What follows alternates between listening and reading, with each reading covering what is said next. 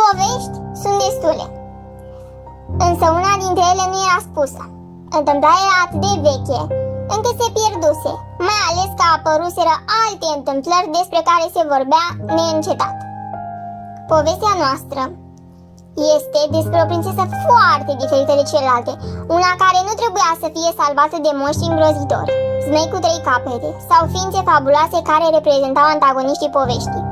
Prințesa despre care povestesc nu se considera prințesă, în ciuda faptului că era una, ci ea, în realitate, cât și în sinea ei, era o luptătoare. Însă, până să ajungă o luptătoare, a avut de învățat niște lecții foarte importante și dureroase de la viață. De aceea, povestea pe care o spun nu e una pentru copii, cu cavaleri pe cai albi și prințese neajutorate. Povestea este despre o femeie care a învățat că viața nu e ușoară și că tot ceea ce facem are consecințe atât asupra noastră cât și asupra celor din jur. Războinica noastră era frumoasă, avea părul negru și lung, ochii argintii, iar pielea ei avea o culoare aurie. Buzele ei erau verzi. Ea e Grian, vrăjitoarea dimensiunilor. Grian fusese adoptată de o familie regală puternică de vrăjitori, în care fiecare membru al familiei era înzestrat cu câte o putere. Cu aceste puteri, familia regală era protectoarea lumii, însă Grian era diferită de ceilalți membri ai familiei sale. Ea era o ființă cu totul și cu totul minunată. Râdea, zâmbea, dansa cu oricine îi apărea în cale și nu stătea niciodată într-un loc. Mergea din loc în loc să se asigure că totul e bine, până când a dat de omul nepotrivit care a profitat de calitățile pe care Grian le avea. Dar până să ajungem la partea în care Grian va da de greutăți, să vedem cum s-a născut Grian. După ce tatăl ei, Semlia, a venit la putere, deși el era cinstit și onorat pentru ocrotirea oamenilor, în realitate se întâmplau lucruri grele și evenimente neprevăzute se năpusteau asupra oamenilor, evenimente care cauzau tragedii în rândul oamenilor nefavorați de soartă. Așa că cei care aveau greutăți nu puteau să facă altceva decât să plângă, iar lacrimile lor și chiar ale vrăjitorilor cădeau pe pământ. Pământul le absorbea și ca prin magie le ducea într-un mic loc, între graniturile de sub pământ, aproape de centru, între roci, unde era un spațiu. Acolo, toate lacrimile se adunau și în timp s-a format o floare albastră. Floarea a crescut, făcându-se uriașă, până ce o femeie, diferită la înfățișare, dar totuși frumoasă, s-a născut din acea floare, iar floarea s-a ofilit. Femeia, goală, umbla pe pământ, unii oameni înspăimântându-se de ea, iar alții admirându-i frumusețea neobișnuită. După o vreme, zvonurile despre o femeie frumoasă ca o zeiță au ajuns la urechile vrăjitorilor, care auziseră o profeție despre o femeie cu puteri inimaginabile ce va veni pe pământ și va schimba soarta tuturor, iar fiecare vrăjitor o voia doar pentru el. Așa că, intrigați, au încercat să o găsească prin toate modalitățile, dar doar unul a reușit. Când regele a văzut-o, știa că aceasta trebuia să fie de partea lui în protejarea omenirii și a venit în ajutor. Încet, Grian s-a adaptat la traiul oamenilor și a început să-i cunoască. Astfel, Grian era fericită și deși familia știa că nu e sânge din sângele lor, atât părinții cât și cei 2 frați ai ei o iubeau nespus de mult. Ajuta oamenii și sărea din loc în loc, ca un copil mic ce nu avea timp de pierdut, pentru că voia cu nerăbdare și entuziasm să cunoască și mai mult lumea și să vadă ce avea ea de oferit. Însă, Grian nu cunoștea oamenii atât de bine pe cât credea, iar omul nepotrivit a apărut în momentul nepotrivit. Când ea s-a îndrăgostit de Zeme, un vrăjitor din altă familie regală și a avut un copil, iată că omul nepotrivit și-a făcut apariția. Cum copilul era cel mai puternic copil din lume care exista, văzând acest lucru, ceilalți vrăjitori au încercat să o atragă de partea lor, însă ea nu l-a trădat pe cel care i-a fost alături în cele mai dificile momente. Fiind și ea, dar și copilul ei foarte puternici, vrăjitorii au început să se simtă amenințați de existența lor și s-au aliat pentru a elimina. Dar știau că femeia era sub protecția celui mai puternic vrăjitor, Zemlia, așa că ceilalți vrăjitori s-au concentrat asupra copilului și l-au furat pentru a amenința. Avea 2 opțiuni, ea sau copilul. Unul dintre ei trebuia să moară. Unul vrăjitor a venit la ea și a amenințat că dacă nu se omora, copilul va fi cel care va muri. Soțul ei Zeme, pe ascuns, auzind conversația, i-a sărit în ajutor și l-a amenințat pe vrăjitor pentru a-i da copilul, iar el a făgăduit că își va îndeplini datoria doar dacă Grien va merge singur în infern la râul Styx să-l ia. Zeme nu a fost de acord, dar Grien a făcut orice pentru copilul ei, chiar și să meargă în infern. Zeme a interzis. El știa că era ceva putred. A plecat în grabă pentru a rezolva problema. Grien, pe de altă parte, nu vedea altă soluție pentru a-și recupera copilul, așa că a fugit. În cealaltă parte, în infern, vrăjitorul o aștepta, gata să-și îndeplinească misiunea de a scăpa lumea de ceea ce era, în opinia lui, ceva care ar fi putut distruge-o. Dar cum probabil era evident pentru noi, dar nu și pentru Grien, vrăjitorul voia să-i distrugă pe amândoi. Ajungând la râul Styx, pe de-o parte era ea, iar pe de cealaltă parte era el, cu copilul în braț. El a venit lângă ea și a mai oferit o ultimă șansă de a ține copilul în viață, făgăduindu-i că el însuși va aduce copilul lui Zeme dacă se va arunca în râu. Grien înțelesese, nu mai credea că o să-i cruce viața copilului, având în vedere că se simțea atât de amenințat de ea și de copilul ei. Așa că s-a îndreptat ca o mamă să-și ia copilul. El înțelesese răspunsul, iar Grien nu a mai avut timp. El i-a aruncat copilul în râu. Grien a fost șocat, iar când a înțeles ceea ce se întâmplase, era înfrântă. Pe malul râului care înghițise copilul, cu lacrimi în ochi, de durere, țipătul de mamă îndurerată a creat o rupere în univers și astfel au fost create mai multe dimensiuni, iar mici străluciri au apărut pe negrul înfiorător. Grien crease dimensiunile magice, iar lacrimile ei erau acum transformate în stelele pe care le vedem și azi. Fiind îndurerată și lumea ei spulberată, Grien a decis să plece de pe pământ și să trăiască ascunsă în univers, departe de vrăjitori, departe de oameni, departe de răul în care copilul ei murise. Grien avea și alte puteri. Pe lângă faptul că ea crease alte dimensiuni cu diferite creaturi, putea să șteargă memoria oamenilor. Așa că, pentru durerea ei, a decis că ea să fie uitată de toți și să trăiască ascunsă, pentru că doar așa putea să-și trăiască în pace pierderea unicului ei tot. Astfel, Grien a fost uitată. Nimeni nu și-a amintit că existau alte dimensiuni, nimeni nu și-a amintea de ea și nimeni nu o să facă vreodată. Deși îndurerată, Grien își făcea timp pentru noi aventuri la care chiar participa sub alte forme omenești, pentru că da, Grien crease noi dimensiuni, dar ea avea mai multe puteri. Când vrăjitoarea noastră frumoasă, de durere, rupsese universul în bucăți, ochii nu mai aveau o singură culoare, și acum avea ochii ca un curcubeu, iar pentru fiecare culoare avea câte o putere. Albastru, ca floarea din care se născuse, reprezenta manipularea dimensiunilor, iar când folosea această putere, ochii se colorau în albastru. Argințiul dispăruse. Dar, așa cum am spus mai sus, ea avea alte puteri.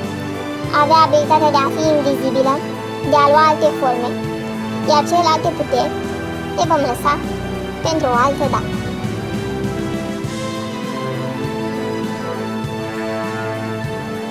Într-un ținut îndepărtat și foarte diferit față de ceea ce Grien văzuse până atunci, era un rege. Acest rege era viclean și crud, nepăsându-i decât de puterea pe care o avea. Ca urmare a setii de putere care nu se termina niciodată, regele a pornit un război cu un alt tărâm. Regele credea că dacă el va cuceri acel tărâm, va fi de neînvins. Și așa a fost. Acest tărâm găzduia toate creaturile nedorite de ceilalți, creaturi care, în sinea oamenilor, erau prea urâte și prea diferite ca să conviețuiască cu ei. Așa că încet s-au adunat într-o parte a lumii și peste ani și-au ales un rege cinstit și onorat pentru bunătatea și inteligența lui. Familii de dragoni, reptile uriașe și broscoi erau câteva dintre familiile care trăiau fericite, până când regele și-a făcut apariția și le-a furat tot ce aveau mai de preț. Apoi, ca și cum nu era de ajuns, regele și-a pus vrăjitorul regal să creeze o mantie magică de jur împrejurul tărâmului.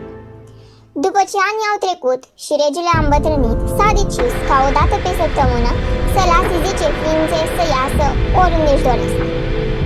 Și aici începe povestea.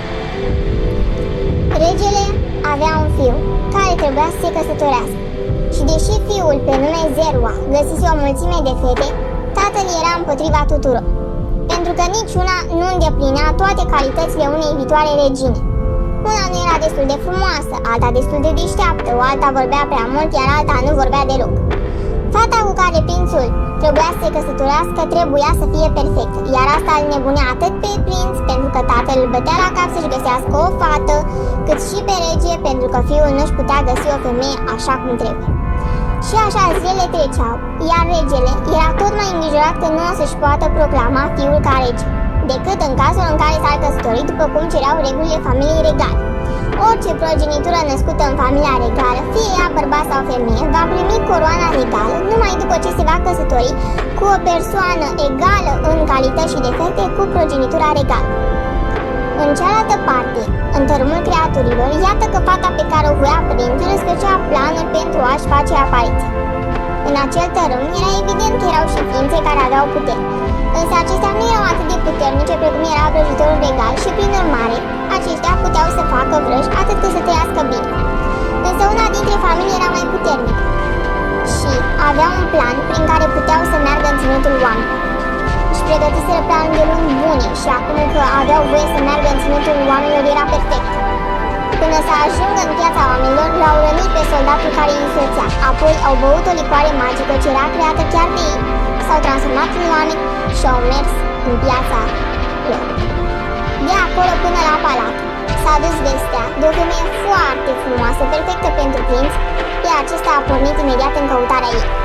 Astfel, fata a devenit regină, iar familia a ajuns să locuiască unde mereu au visat. Însă, după cum bine știm, orice adevăr iese la iveală. Momentul acesta a fost când regina a născut moștenitorul tronului, care nu era om, ci era o creatură, precum au fost ei. Prințul, acum rege, s-a înfuriat atât de tare, încât i-a omorât pe toți, iar pe fiul său l-a trimis în tărâmul creaturii. Cei de acolo știau că băiatul era fiul de rege și evident că nu l-au primit așa cum se cuvine. Elis, fiul regelui, era trimis la o familie de oameni dragoni și pe măsură ce a crescut s-a îndrăgostit de fata familiei, Sina. Sina era foarte frumoasă, avea ochii și părul roșii, iar pielea era îmbrăcată de solzi verzi ca smaralduri. Elis, care provenea dintr-o familie de broscoi, avea părul albastru, ochii mov, iar pielea delicată și fină era colorată cu pete verzi amestecate de culoarea pielii oamenilor. Și așa trăiau liniștiți în tărâmul creaturilor, unde cu timpul și celelalte ființe învățaseră să-l accepte pe Elis și să-l trateze ca pe unul dintre ei. Cu toate acestea, liniștea nu a durat prea mult, pentru că regele și-a trimis soldații după fiul său.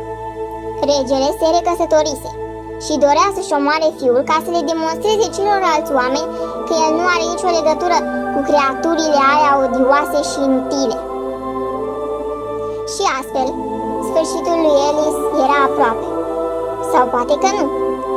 Sina era îngrijorat și nu avea nicio putere să schimbe lucrurile. Atât ea, cât și familia ei încercau să găsească un plan pentru a salva pe Elis. Și iată că Grian își face apariția. Deși Grian avea treburi prin numeroasele dimensiuni, aceasta putea să simtă durerea unei inimi frânte și astfel acționa pentru ca totul să meargă bine. Deghizându-se într-un om și vorbind cu ceilalți, află toată povestea și decide să se transforme într-un rege care făcea o vizită surpriză curții regale. Astfel, moartea inevitabilă a prințului a fost amânată și, prin urmare, Grian putea să-și pună planul în aplicare. Noaptea, s-a deghizat într-un soldat și a mers la Elis. L-a eliberat și a spus să fugă înapoi în tărâmul creaturilor la Sina pentru că îi va elibera pe toți, dar să nu spună nimănui. Elis era suspicios cu privire la soldatul care putea face minuni, dar, cum nu avea altă variantă, a decis să-i urmeze ordinul. A doua zi, regele, aflând că Elis a scăpat, și-a trimis toți soldații în tărâmul creaturilor. Dar Grian, pe ascuns, în timp ce toată lumea căuta regele venit, a mers în camera vrăjitorului și l-a legat. Apoi, cu toată puterea ei, a mutat tot tărâmul creaturilor în altă dimensiune. Însă Grian știa că nu-și poate folosi ambele puteri în același timp și astfel Grian a leșinat. Când s-a trezit, totul era distrus. Nu mai rămăsese nimic decât un castel ruinat. Brienne, îngrijorată, a mers în cealaltă dimensiune sperând că totul a mers bine și că Ellie și ceilalți sunt în siguranță. Și așa a și fost. Când a ajuns, toți au mulțumit pentru că îi scăpase de rege și că acum sunt liberi. Oamenii l-au ales pe Ellis rege, care s-a căsătorit cu Sina și au condus împreună noul regat. Brienne, fericită că lucrurile au mers bine, trebuia să fugă spre o nouă aventură pentru că ceva din nou în univers se întâmpla. După cum bine știți, Brienne are mai multe puteri și cu ele veghea asupra binelui. Una dintre întâmplările lui Brienne are în centru puterea ei de a se transforma în oricine dorea. Brienne nu-și putea folosi toate puterile în același timp și ea știa acest lucru deoarece, într-una dintre aventurile ei, s-a trezit într-un ținut care, frumos și magic, după ce a încercat să-și folosească puterile, era distrus și pustit. Dar asta e altă poveste. Ultima dintre aventurile lui Brienne suna cam așa: cutreierând prin dimensiunile create, acestea fiind considerate copiii de care trebuia să aibă grijă și, văzând ce se întâmplă, Brienne se oprește într-un tărâm. Acest tărâm era condus de un rege și o regină, care aveau 3 fii: Gunva, Ziemia și Ignis. Gunva, cel mai mare dintre fii, era și cel mai matur, calm și mereu alături de părinți. El avea grijă de frații săi și încerca să-i aducă pe drumul cel bun. Cel mijlociu și cel mai înțelept dintre ei era Ziemia. Nu era apropiat de familie și nici nu-i plăcea ca aceștia să se amestece în treburile lui. Era mereu singur, încercând să-și găsească marile răspunsuri ale vieții, scria și câteodată pleca o vreme ca să-și limpezească gândurile, deoarece se simțea prea sufocat de tot ceea ce se întâmpla în jurul lui. Ignis era fratele cel mai mic. Deși în majoritatea legendelor cel mic e și eroul poveștii, în întâmplarea lui Brienne, Ignis era orice, mai puțin erou. Lacom, hain, viclean, tot ce își dorea era să-l dea la o parte pe Gunva și să rămână cu tronul, pentru a stăpâni lumea. Cum Ignis se împotrivea ca Gunva să devină rege, nu doar pentru că era și cel mai mare dintre frați, dar și pentru că merita, iar pe Ziemia nu-l interesau deloc lucrurile acestea, regele a crezut că cea mai bună decizie ar fi ca ei să câștige tronul printr-o cursă cu cai, în care erau diferite obstacole și diferite încercări care să le demonstreze bunătatea sau răutatea. Însă, până când s-a decis în ce zi va avea loc cursa, regele a murit otrăvit, iar cea care l-o trăvise fusese chiar regina, care nu suporta faptul că exista posibilitatea ca Ignis să nu fie rege. Gunva și Ziemia erau distruși, iar Ignis încerca să profite de situație pentru a rămâne cu tronul. Gunva voia să lupte pentru tatăl și pentru poporul lui, iar Ziemia, deși nu i-a păsat niciodată de tron, voia să procedeze așa cum era corect. Așadar, cei doi s-au aliat împotriva lui Ignis. Regina, ca nimeni să nu afle de trădarea ei, care se pedepsea cu moartea, a fugit din regat și nimeni nu a mai văzut-o vreodată. În regat era haos. Oamenii se revoltau, Ignis încerca să-i atragă de partea lui, iar Gunva și Ziemia pierdeau. Aici e partea în care Brienne intervine. Astfel, ea s-a transformat într-o bătrână, dar când a ajuns acolo, toți oamenii fugeau pentru că Ignis adusese un dragon ca să-i ucidă pe cei care nu-l voiau. A doua zi, s-a deghizat într-un războinic și a decis să meargă la Ignis, să-i ofere sprijinul necesar în coronării sale. Acolo, i-a găsit și pe Gunva și Ziemia, care tot încercau să găsească un plan. După ce a fost acceptat de Ignis, care, naiv, era bucuros că lumea începe să-l accepte ca pe noul rege, Brienne, transformată în războinic, i-a spus lui Ignis că are o soluție pentru revolta oamenilor, care nu vreau să-l accepte ca rege: un vrăjitor al curții regale, pe care războinicul îl cunoștea și căruia i-a făcut mare plăcere să ia parte la planul măreț al lui Ignis. Planul lui Brienne începea să dea roade, pentru că Ignis a acceptat ca războinicul să-l aducă pe vrăjitor. După ce vrăjitorul Oliver, tot Brienne, a ajuns, Ignis a chemat poporul la curtea regală, ca să anunțe că noul vrăjitor îi va nimici pe cei care nu vor asculta de cuvântul său.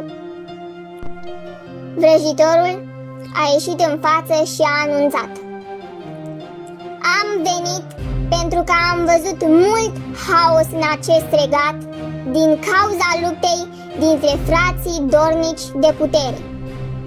Și vă înțeleg. V-a demonstrat până acum vreunul dintre ei că e vrednic? Nu. Așa că, pentru a opri conflictul acesta care va distruge acest tărâm minunat, le voi da o provocare. Ignis era șocat. El credea că Oliver era de partea sa. Am o provocare pentru cei 3 frați, iar dacă nu o vor accepta, eu, cu toată puterea mea, voi conduce noul regat și nimeni nu mi se va opune. Însă, pentru că vreau să le dau o șansă, cel care va câștiga va avea tronul și va avea putere de decizie asupra celorlalți 2 frați. Poporul l-a aclamat pe vrăjitor pentru că erau dornici să aibă un conducător vrednic. Am auzit de întrecerea pe care tatăl vostru a plănuit-o și m-am gândit la una îmbunătățită. Veți merge în 3 dimensiuni. În prima dimensiune trebuie să găsiți câte o cheie. Primii 2 care le găsesc vor trece în cea de-a doua printr-un portal magic. În cea de-a doua dimensiune, unul dintre cei 2 rămași trebuie să găsească un diamant din coroana regelui și să o aducă în cea de-a 3-a, unde va ajunge doar unul dintre prinți. El va trebui să-și dea seama ce are de făcut, pentru că un rege, pe lângă celelalte calități pe care le are, trebuie să aibă mai ales inteligență și intuiție. În cele 3 dimensiuni veți avea câte o zână pentru fiecare dintre voi, care vă va răspunde la o singură întrebare. Atenție! Fiindcă sunt 3 dimensiuni, unul dintre voi va rămâne blocat într-una, iar dacă veți încărca regulile, ceva teribil se va întâmpla. Astea fiind spuse, fie ca cel mai bun să câștige. Oliver, în fața oamenilor, a creat un portal care i-a înghițit pe cei 3 fii. Astfel, au ajuns în prima dimensiune, unde trebuiau să găsească cele 2 chei ascunse în 2 cufere. Ziemia a fost primul care a cerut ajutorul zânei și deci primul care a ajuns în cea de-a doua dimensiune, găsind cufărul pe fundul unei mări mov, unde a trebuit să răspundă la ghicitoarea unei broaște. În tot acest timp, Ignis l-a urmărit pe ascuns și a cerut și el ajutorul zânei. A răspuns repede la ghicitoare și astfel a trecut în cea de-a doua dimensiune. Acum aveau de găsit diamantul. Primul care îl găsea trecea în cea de-a 3-a dimensiune. Ziemia își dăduse seama cum să găsească diamantul. Fiecare frate se născuse cu un element și fiecare avea la gât un colier cu o piatră a elementului. Gândva avea marea, Ziemia pământul, iar Ignis focul. Așa că Ziemia și-a luat piatra de la gât și a îngropat-o în pământ. Atunci, dintr-o dată, din pământ, a crescut un pom care avea un cufăr de forma unui măr, pe care îl deschise cu ajutorul cheii găsite în prima dimensiune. Cufărul se deschise ca un măr tăiat în 2, unde era ascuns diamantul. Ziemia trece astfel în dimensiunea finală. Ignis, fiind aproape de el și văzând că Ziemia o să câștige, atunci când acesta intră prin portalul magic, Ignis intră repede după el. Îl apucă de gât, vrând să-l omoare și să ia locul, când, dintr-o dată, un cutremur îi făcu pe amândoi să se despartă.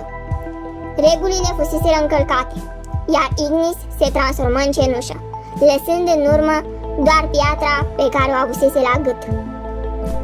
Ziemia găsi coroana și puse diamantul unde era locul. În acel moment, de jur împrejurul lui se formă o sferă magică din care nu mai putea să mai iasă.